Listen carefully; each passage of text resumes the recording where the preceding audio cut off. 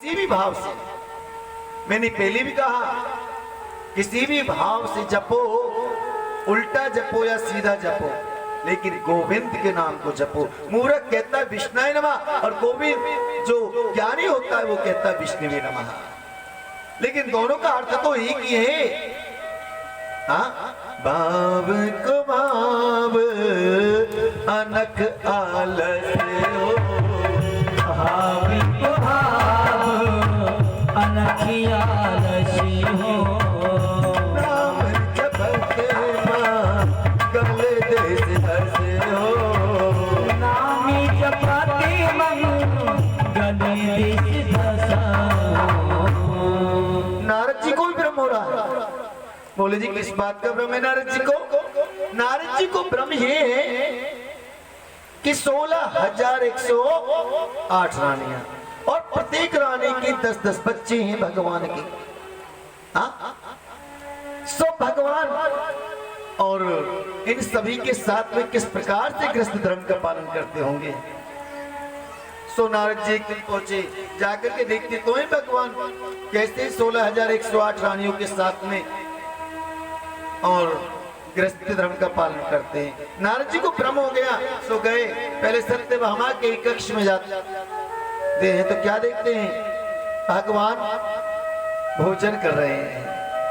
रुक्मणी के कक्ष में पहुंचे तो क्या देखते हैं, भगवान शयन कर रहे हैं। जामवंती के कक्ष में पहुंचे तो क्या देखते हैं, भगवान मुरली बजा रहे हैं।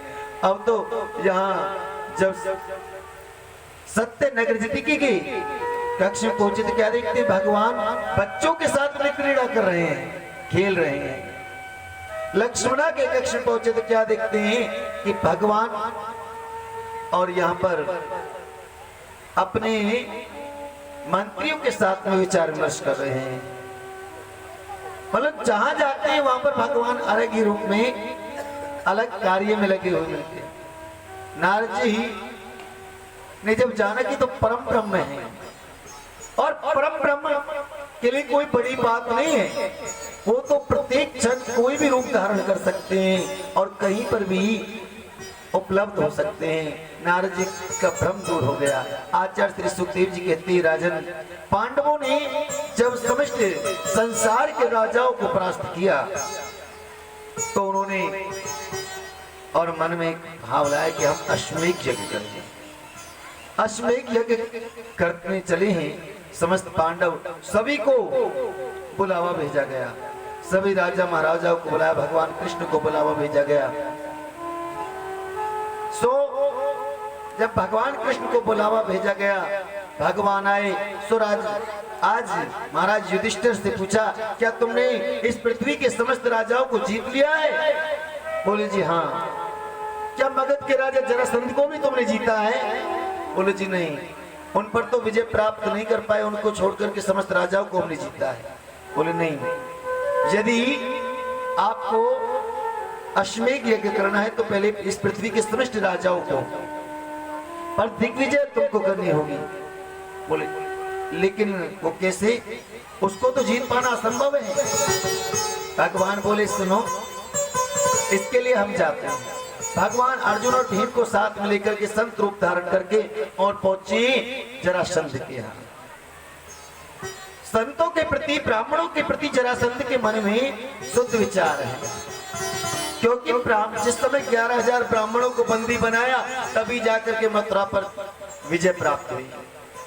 17 बार तो पराजित किया था ना भगवान ने, 18वीं बार 11,000 ब्राह्मणों को बंदी बना लिया था। उन ब्राह्मणों की प्राण रक्षा के लिए भगवान ने मथुरा को छोड़ा, रन छोड़ करके भागे। जब रन छोड़ करके भागे तब जरासंध ने 18वीं बार जाकर के मथुरा पर अपना साम्राज्य स्थापित किया।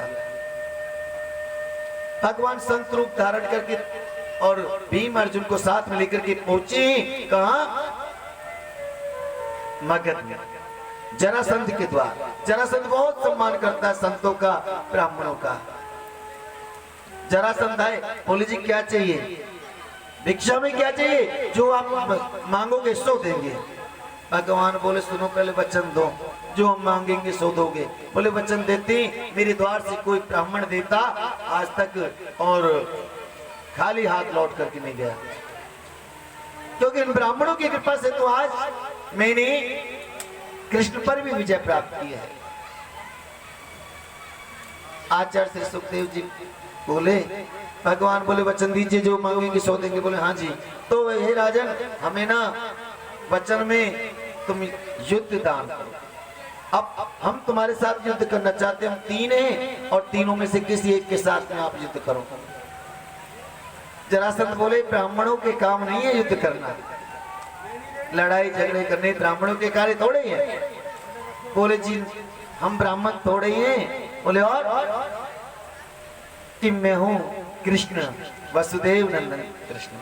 बोले भाई तुम्हारे साथ तो मैं युद्ध नहीं करूंगा।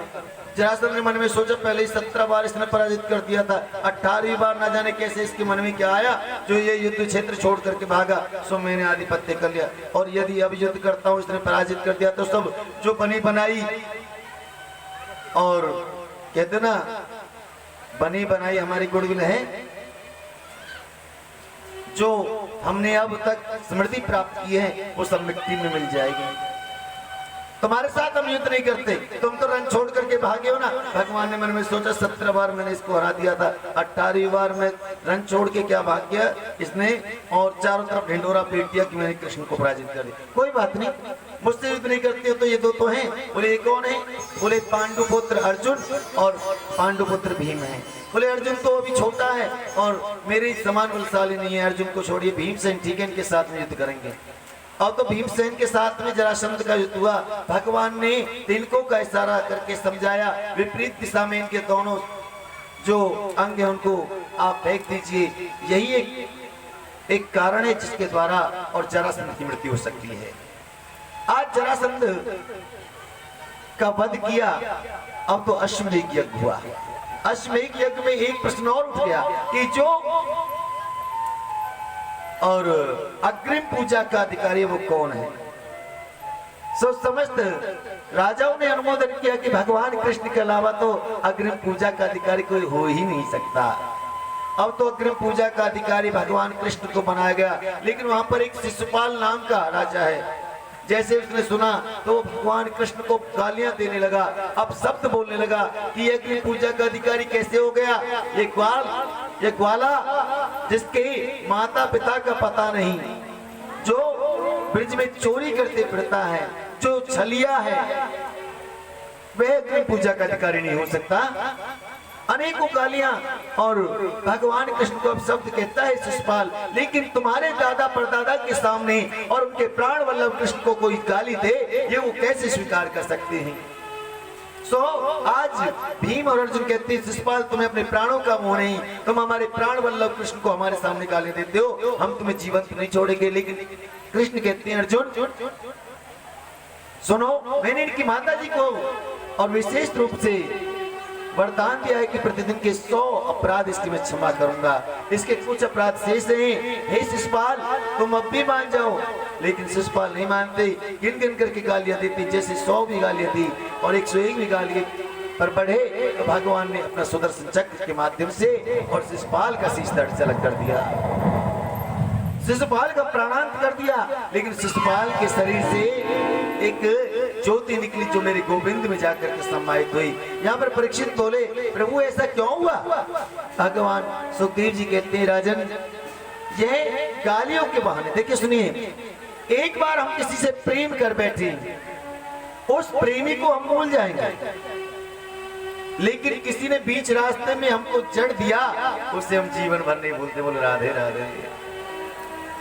क्यों जी प्रभु जी, नहीं भूलते ना, शत्रु को कभी नहीं भूलते, लेकिन प्रेमी को भूल जाते हैं।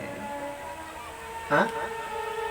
इसलिए प्रति क्षण शिशुपाल प्रति रोज 100 गालियां देता था भगवान को गिनती की। उन गालियों के माध्यम से ही भगवान का स्मरण तो करता था, याद तो करता था कि नहीं करता था।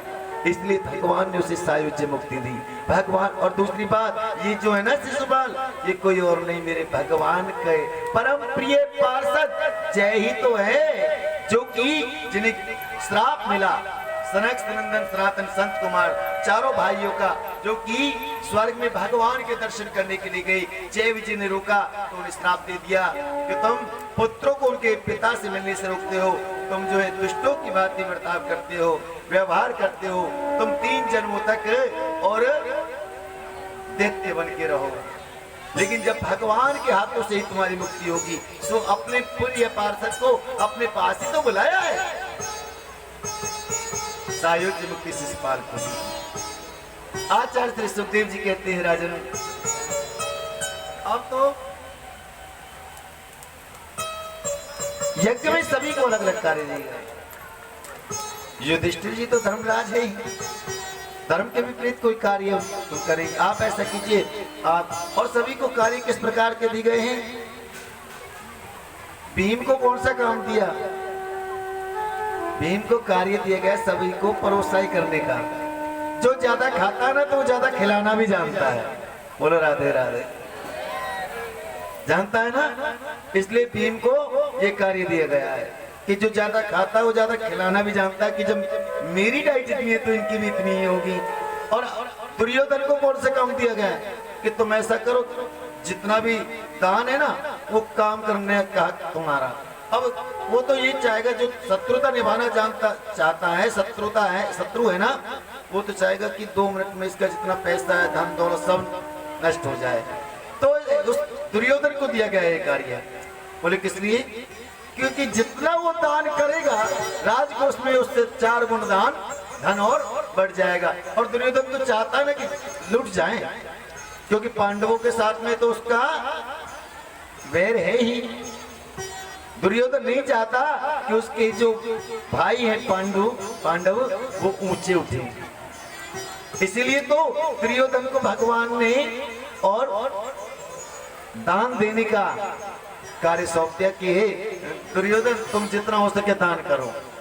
तो दुर्योधन तो अच्छे से दान करेगा ना कि जाने तो मेरा थोड़ी जा रहा है। नहीं ऐसा ही है ना, बहुत से शत्रु ऐसे करते, चलो जितना लुटता है लुटने दो, क्यों जी? ऐसा होता है। आचार्य श्री सुखदेव जी कहते राजन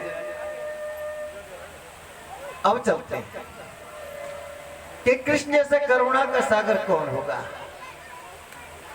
कृष्ण जैसा करुणा का सागर कौन होगा? इसके विषय में एक मैं बहुत सुंदर प्रसंग सुनाने जाता हूं। कृष्ण के एक बचपन के सखा हैं जिनका नाम है सुदामा। हम आपसे सुदामा के विषय में चर्चा कर रहे हैं। सुदामा का जीवन क्या है? सुदामा के बारे में लोगों के मन में एक कुछ भ्रांति है। शास्त्र में कुछ लिखा है, लोग कुछ कहते, बोले जी क्या कहते हैं? मैंने किसी हिंदी पुस्तक में पढ़ा कि सुदामा घर घर भीख मांगते थे, घर में फूटी कौड़ी नहीं थी, घर घर में इससे भिक्षा लेकर आते थे। लेकिन भागवत में एक जगह भी ऐसा नहीं लिखा है कि सुदामा भिक्षा मांगते थे, भीख मांगते थे। कहीं नहीं लिखा। बहुत से कहते हैं कि सुदामा दरिद्र था, लेकिन सुदामा दरिद्र नहीं। सुदामा दरिद्र नहीं। दरिद्र कहते किसे? दरिद्र कहते हैं असंतोषी को, जिसके जीवन में संतोष नाम का धन है ही नहीं, जो सर्वदा असंतोषी है और इतना वैभव होते हुए भी प्रति क्षण उसे धन की लालसा बनी रहती है, वही असंतोषी दरिद्र कहलाता है। जो प्रति क्षण असंतुष्ट रहता है। लेकिन सुदामा दरिद्र नहीं। निर्धन भी कह सकते हैं, लेकिन दरिद्र हम नहीं कह सकते। आचार्य सुखदेव जी कहते हैं राजन, दरिद्र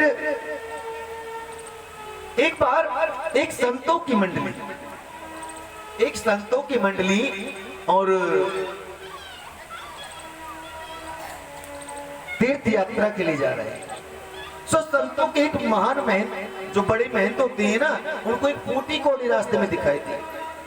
उन्होंने उस फूटी कौड़ी को उठाया, अपने कमंडल में डाल दिया। अन्य संतों ने पूछा जी क्यों डाला है? बोले ऐसा है, मैंने इसलिए डाल लिया है कि कोई दरिद्र मिलेगा तो मैं उसको इसे दूंगा। इसके योग्य कोई यदि मुझे दिखता है ना, कोई दरिद्र मिलता है तो उसको मैं एक कोड़ी दूंगा, उसी के लिए रखी है। आगे चले तो एक घोड़ी पर सवार सैनिक चिल्लाता हुआ जाता है, आगे से हट जाइए, इधर हो जाइए, उधर चले जाइए, जल्दी हटिए। महात्मा ने पूछा क्यों, क्या हुआ? बोले जी पूरब के राजा ने पश्चिम के राजा पर आक्रमण कर दिया है। बोले क्यों? क्योंकि पश्चिम का राजा इस समय कमजोर पड़ गया है और पश्चिम के राजा का जो मंत्री है उसने पूरब के राजा के साथ में हाथ मिला लिया है, इसलिए आज मौका देख करके पूरब के राजा ने और पश्चिम के राजा पर आक्रमण कर दिया है। बोले क्यों? अब आक्रमण करके वो करेगा क्या? बोले जी उसके राजकोष को अपने राजकोष में मिला लेगा, उसके समस्त धन का हरण कर लेगा। बोले क्यों, उसके पास धन की कमी है क्या?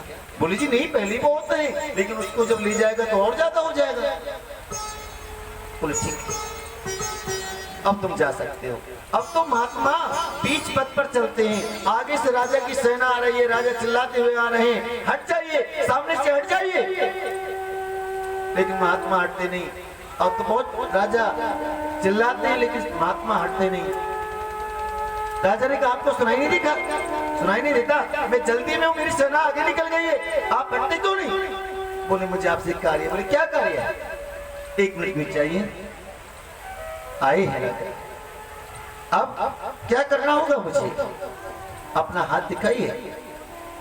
जैसे राजा ने हाथ आगे किया, उस महात्मा ने अपने कमंडल से कोड़ी को निकाला और उसके हाथ पर रखते हुए कहा कि जो सुपात्र हो, आपके इसके सुयोग्य हो, आपके लिए ही है कौड़ी है, आपके लिए ही है, लिए ही तो है। राजा कहने लगा क्या ये सब क्या है? बोले मैंने दरिद्र बहुत देखे लेकिन तुम्हारे जैसा दरिद्र नहीं देखा। बोले क्या कहते हैं आप? अरे इतना सब वैभव होते हुए भी तुम एक कमजोर राजा पर और चढ़ाई करते हो, आक्रमण करते हो, उसके राजकोष को पाने के लिए। तुम्हारे जैसा दरिद्र नहीं देखा। अरे सारा कुछ सब कुछ तुम्हारे पास में, फिर भी तुम संतुष्ट नहीं हो, समस्त प्रकार से ऐश्वर्य तुम पा चुके हो, फिर भी असंतुष्टि असंतोषी हो। तो संतोष नाम का धन तुम्हारे हृदय में नहीं, इसके योग्य तो तुम ही हो। राजा की समझ में आ गया, राजा ने वहीं से अपनी सेना को वापस मोड़ा। इसलिए सुदामा निर्धन तो है लेकिन असंतोषी नहीं, दरिद्र नहीं। आचार्य श्री सुखदेव जी कहते हैं राजन सुदामा कर्म कांड करते हैं, हवन पूजा पाठ यज्ञ जप तप साधना, और उसमें जो कुछ मिल जाए ना उसी से अपना निर्वाह करती हैं, उसी से अपने गृहस्थ धर्म का पालन करते हैं। यदि हवन पूजा पाठ यज्ञ में नहीं आता तो फल खा करके गुजारा करते हैं, वो भी ना मिले तो जब खेतों में खेत काटते हैं उसके बाद कुछ अन्न के दाने खेतों में डले होते तो उन अन्न के दानों को वो समेट करके लाते, धोते, सुखाते, कूटते और फिर 4 टिक्कड़ बनाते। 2 टिक्कड़ पत्नी खावे, 2 टिक्कड़ स्वयं खावे, लेकिन कभी किसी के हम भीख मांगने के लिए नहीं जाते। आचार्य श्री सुखदेव जी कहते हैं राजन सुदामा की पत्नी का नाम है सुशीला। एक दिन और हाथ जोड़कर के सुदामा की पत्नी सुशीला अपने पति से कहती है कि सुनिए, आपको मालूम है ना कि द्वारिका के नाथ श्री कृष्णचंद्र जी महाराज आपके बचपन के मित्र हैं। जैसे सुदामा ने सुना तो अपनी पत्नी सुशीला की तरफ देखा और कहा देवी आज तुमने कितनी पुरानी बात याद दिला दी। और एक बात बताऊं देवी, जो सुदामा है ना, जो कृष्ण है ना, वो मेरे बचपन का मित्र नहीं है। बोले क्या कि वो मेरे बचपन का मित्र नहीं है, अभी तो लंगोटिया यार है। देवी हमने गुरु संदीपन ऋषि के आश्रम में एक साथ शिक्षा ग्रहण की, एक साथ पढ़े लिखे, खेले कूदे, उठना बैठना, खाना पीना, ये सब साथ में तो रहता था। और देवी आज वही कृष्ण द्वारिका का राजा है और मैं अपनी कुटिया का राजा हूं। सो प्रभु कभी आपका अपने मित्र से मिलने का मन नहीं बनता, कभी ये मन नहीं बनता कि आप अपने मित्र से मिलकर के आए। बोले देवी कृष्ण जैसे मित्र को पाकर के और उनसे कौन मिलना नहीं चाहेगा। और आप तो जानती हो देवी कि जब भी मुझे कृष्ण से मिलना होता है ना तो मैं अपनी आंखें बंद करता हूं और कृष्ण से मिलकर के चला आता हूं, ध्यान लगाता हूं, ध्यान में मिलाता हूं। सुशीला ने सोचा कि जब तक ये शरीर से ना जाए तब तक कृष्ण कैसे जाने कि सुदामा के जीवन में कितनी गरीबी है। सुशीला कहती है कि स्वामी आप शरीर रूप से कभी अपने मित्र से मिलना नहीं चाहते हैं। बोले देवी एक बात बताएं आपको। बोली कि सुनो, मैं चाहता हूं कि अपने मित्र से मिलने के लिए जाऊं, लेकिन घर में अन्न का एक दाना नहीं, और शास्त्र कहता है कि कभी भी मित्र के यहाँ और गुरु के यहाँ खाली हाथ हमें नहीं जाना चाहिए। यहाँ पर सुशीला कहती है कि स्वामी आप एक बार जाने का प्रयास कीजिए, मैं व्यवस्था जोड़ती हूँ, उनके लिए कुछ भेंट मैं लेकर के आती हूँ, और जब आप जाएंगे ना आपके मित्र आपको देखेंगे, आपकी परिस्थितियों को समझेंगे तो वो इतना धन देंगे कि हमारे समस्त जितने भी कष्ट हैं उनका निवारण हो जाएगा, वो दूर हो जाएंगे। सुदामा बोले अच्छा देवी बिल्कुल नहीं जा सकता। बोले क्यों? यदि कहती हो, यदि कुछ मांगने की इच्छा से भेजती हो ना तो जीवन में नहीं जा सकता। ये कहती हो कि दर्शन करके चले आना तो बिल्कुल जाऊंगा। सुशीला बोली शरीर से जब तक ये न जाए तब तक कृष्ण कैसे जानेंगे कि सुदामा के जीवन में कितनी गरीबी है। सुशीला बोली कि ठीक है कुछ मांगना नहीं, लेकिन शरीर से तुम्हें जाना जरूर है। और एक बात बताएं आपको, स्त्री चाहे कोई भी सत्कर्म करे, कोई भी दैविक कार्य करे, उसके द्वारा किए गए दैविक और पारलौकिक कार्य का पति को कोई भी फायदा नहीं होता। अपितु पति के द्वारा जो शरीर से सत्कर्म किया जाता है, दैविक कर्म किया जाता है, तीर्थ यात्रा की जाती है, उसका आधा फल ऑटोमेटिक अकस्मात और स्त्री के भाग में जाकर के जुड़ जाता है।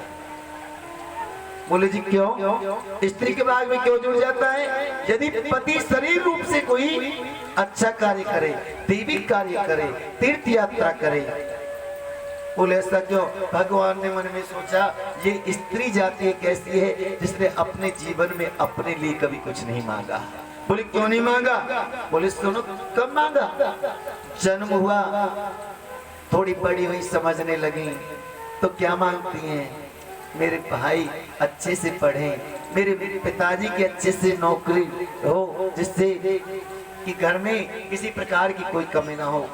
युवा हुई, जवान जब हुई तो शादी हुई, उसके बाद में पति का घर है अपना घर, पति के बारे में सोचती है मेरे पति की अच्छी जॉब लगे, इनका जो प्रमोशन हो, अच्छी सैलरी मिले, और उसके बाद जब बच्चे हुए तो मेरा ये लाडला पुत्र अच्छे से पढ़े लिखे जवान हो, कभी इसके जीवन में कोई कष्ट ना आए। मतलब जन्म से लेकर के मृत्यु तक कभी भी स्त्री ने अपने लिए कुछ नहीं मांगा, हमेशा दूसरों के लिए मांगा। कभी मांगा? नहीं मांगा। तो भगवान ने मन में सोचा इसने जन्म से लेकर मृत्यु तक अपने लिए कुछ मांगा नहीं, सो हम इसे ऐसा वर देते कि इसका पति अपने शरीर से जो भी सत्कर्म करेगा, जो भी देवी कर्म करेगा, जो भी तीर्थ यात्रा करेगा, उसका आधा फल इसके भाग में चला जाएगा। बोलो राधे राधे, बोलो ना राधे राधे। क्या बात है, इनको रट गया है, बोलो ना। आचार्य श्री सुखदेव जी कहते हैं राजन, अब तो यहाँ सुशीला कहती है आप जाने की तैयारी कीजिए, मैं अभी आती हूँ। सुशीला 5 घरों में जाती है और 5 घरों से जाकर के 5 मुट्ठी चावल, कोई छोटा, कोई बड़ा, कोई टूटा, कोई मोटा, 5 प्रकार के चावल सुशीला लेकर के आती है। क्योंकि सुशीला ने बुद्धि का परिचय दिया। एक कपड़ा लेके आई जिसमें 5 जगह ठेकरी लगी है। सुदामा जी गए तो चावल की बोरियों की बोरियां लग जाएं, बजाज कैसे और कपड़े के थान पर थान लग जाएं। लेकिन सुशीला ने ऐसा क्यों किया कि एक ब्लस्त का कपड़ा लाएं जिसमें 5 जगह ठेकरी लगी, 5 घरों से 5 मुट्ठी चावल लेकर के आई।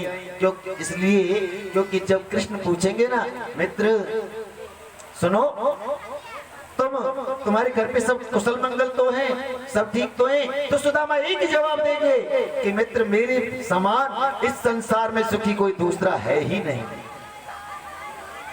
मेरे समान सुखी संसार में कोई है नहीं, और मेरे बराबर आनंद किसी के जीवन में है नहीं।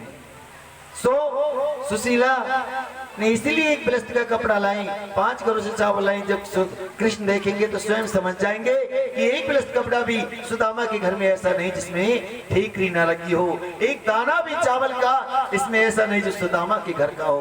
पोटली बना करके लाई, सुदामा को दी, कहना कि तुम अपने मित्र से कहना कि तुम्हारी भाभी ने ये सुंदर भेंट तुम्हारे लिए भेजी है। आचार्य श्री सुखदेव जी कहती है राजन, अब तो सुदामा चले ही द्वारिका के लिए, लेकिन द्वारिका कभी जीवन में गए नहीं, द्वारिका का पथ उन्हें मालूम नहीं, रास्ता मालूम नहीं। अब तो सीधे चले जा रहे हैं। अब तो चलते चलते चलते चलते 3 महीने निकल गए और पहुंच गए हैं कहाँ? यमुना किनारे, नदी पर पहुंचे। वहां पर जाकर के देखते तो यहाँ पर तो हताश हो जाते। बोले क्यों? क्योंकि नदी को पार करना है और शरीर में वो बल नहीं है। अब तो नदी को पार करने लगे, पार करे तो करे कैसे? अब तो यहाँ पर उनका जो विश्वास है वो डगमगाया, मनोबल टूटने लगा। लेकिन मेरे गोविंद कभी किसी का मनोबल टूटने नहीं देते। दूसरे किनारे पर एक केवट आवाज लगाता है, क्यों भैया कोई पार जाने वाला है क्या? अरे कोई पार जाने वाला है? सुदामा कहते हाँ भैया मुझे पार जाना है, मुझे उस पार लगा दो। केवट आए नाव लेकर के, और जैसे सुदामा नाव में बैठने लगे, केवट ने पूछा पंडित जी, ओ पंडित जी। बोले जी भैया, कि बैठ रहे हो, जेब में कुछ है भी या वैसे ही बैठ रहे हो? सुदामा जी अपने पैरों को वापस खींचते हैं, भैया धन पैसा हमारे पास है ना, पैसे लिए बगैर तुम हमें बिठाओगे नहीं, इसलिए हमें तुम्हारी नौका में जाना ही नहीं चाहिए। जाइए, अब हमें जाना ही नहीं है, क्योंकि पैसा तो हमारे पास है नहीं, और जब तक तुम पैसा लोगे नहीं, हमें नौका में बिठाओगे नहीं, तो हम अब बैठे क्यों? यहाँ पर केवट ने और सुदामा की तरफ देखा, इस सुनो कैसा है पंडित जी, चलो कोई बात नहीं, आप बैठिए, आप जैसों को ही पार लगाना तो मेरा काम है। अब तो सुदामा जी को बिठा लिया। सुदामा